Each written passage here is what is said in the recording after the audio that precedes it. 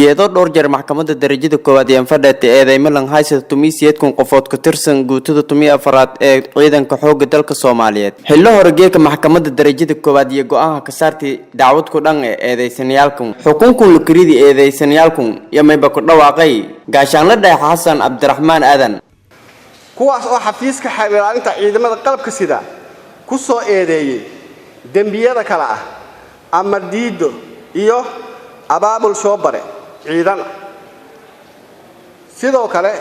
waxa lagu eedeeyay in ay ciidanka dhexdiisa uga dhawaaqeen hadallo muujinaya qabyaalad iyagoo u doodaya askar akhlaaq darro awgeed looga ruqseeyay ciidanka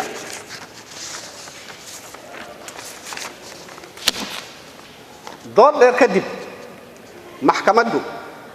markay aragtay qodobada 157 167 iyo 182 xeerka ciqaabta ciidamada Soomaaliyeed markay aragtay maxkamadda cadeymaha laga qoray 18 eedaysane oo ay ku sheegeen in ay kamid ahaayeen askarta sameysay shoobaraha iyagoo u doodaya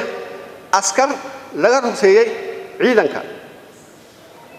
markay dhageysatay marqaatiyaasha la horkeenay maxkamadda midna ay weydiisay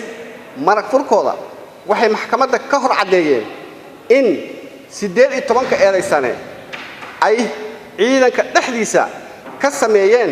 shoobaro abaabulan kuna dhawaaqeen ereyo lid ku ah nidaamka ciidamada iyagoo ka amar diiday taliyaha guutada iyo abbaanduulaha ciidanka xoogga dalka Soomaaliyeed markay dhageysatay doodii qareennada oo nuxurkeedu ahaa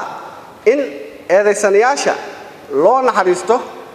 loona eego sifaaraha dambiga fududeeya sidaa darteed maxkamadda waxa u cadaatay in 18 eedeysane ay wada yihiin dambiilayaal galay dambiyada lagu soo oogay waxay maxkamadda ku wada xukuntay min 5 sano oo xabsi ciidan ah cidii aan ku qanacsanayn